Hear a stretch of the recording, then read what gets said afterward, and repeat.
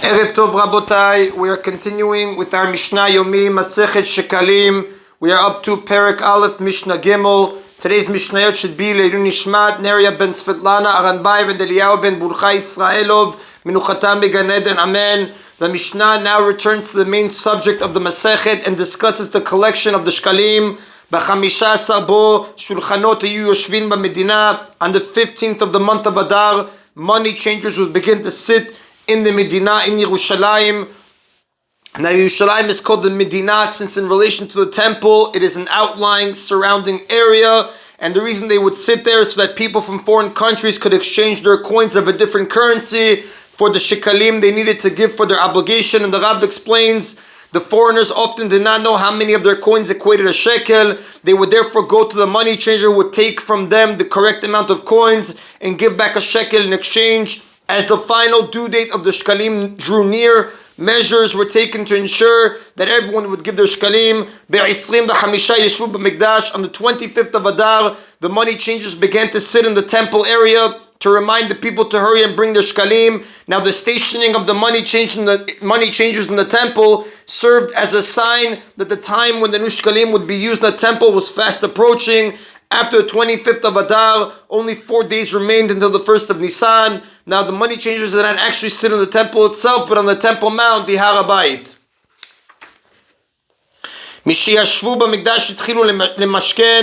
From when the money changers began sitting in the temple, the court officials began to seize property from people who did not bring in their shekalim at this time in order to force them to give their shekalim. Now officials were appointed in all Jewish cities to oversee the collection of the shekalim. They would enter the houses of those who refused to give the shekalim and take away something as collateral which would not be returned until these people paid their obligation. As is the case with all mitzvot, the court is authorized to force Jews to fulfill their obligations if they refuse to do so. Now this was done on the 25th of Adar because only a few days were left until the 1st of Nisan, and the court wanted to make sure all the shekalim were collected by then. The court did not force everyone to pay, either because they were not obligated to give shekalim or for other reasons. The Mishnah now teaches who was forced to pay and who was not. Et mi mimashkinin. From whom do the court officials seize property if they do not give the shekalim willingly? Levim v'Yisraelim, from Levim and Yisraelim, but not from Kohanim, as the Mishnah will explain later. Gerim v'Avadim mishucharim, from converts to Judaism and freed Canaanite slaves who are treated as converts, because all of these are obligated to give shekalim and have not done so. Now, an Evet Canaani, a Canaanite slave, was a non-Jewish slave acquired by a Jew who undergoes a partial conversion that obligates him to perform most mitzvot. After being freed, he becomes a full Jew, the same as a convert, and is now obligated in all mitzvot. Converts and freed slaves have the same status as regular Jews in regard to shekalim and all other mitzvot. But they did not seize property from women, Canaanite slaves, and minors, youths under the age of 20, because all of these are not obligated to give shekalim at all. Now women are exempt from giving shekalim because the Torah states regarding the giving of the shekalim in Sefer Shemot chapter 30 pasuk 12, every man shall give an atonement for his soul, which the Rav says implies the women are not required to do so. A Canaanite slave is obligated only in those mitzvot in which a woman is obligated and is therefore also exempt from giving shekalim.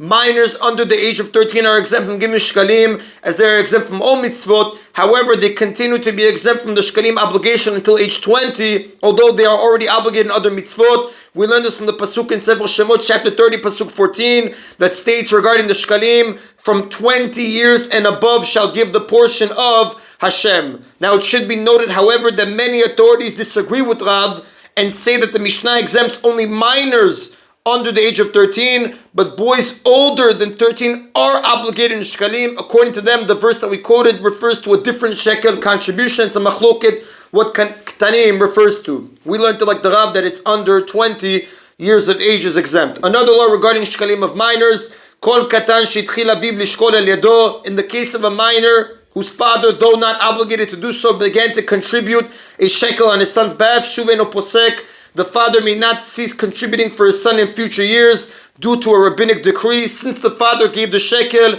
in order to educate his son in this mitzvah, he must continue to do this until the son turns 20 and becomes obligated to give for himself.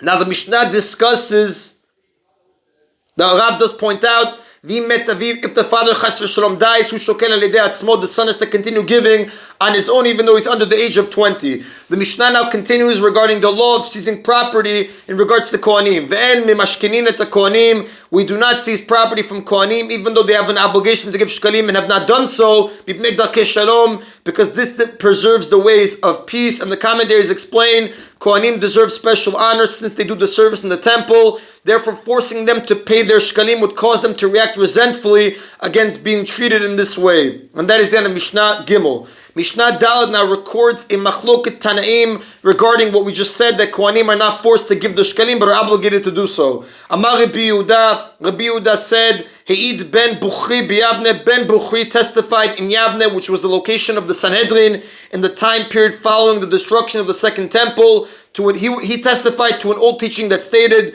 Kol Kohen shokel eno choteh. Any Kohen who contributes a shekel does not sin, meaning a Kohen is not obligated to give a shekel, which we will discuss the source, but he may do so if he wishes, and it is not considered a private donation, which may not be used for communal offerings. Now, the offerings purchased with the shkalim were communal offerings. These could be bought only with communal funds. A private person could not donate a communal offering or pay for one, because then it would not be considered a communal offering. Since a Kohen is not obligated to give a shekel, he should not be allowed to do so, because his shekel is private money that will be used to pay for communal offerings. However, Ben Bukhri teaches that a Kohen may give a shekel because he does not give it as his own private donation.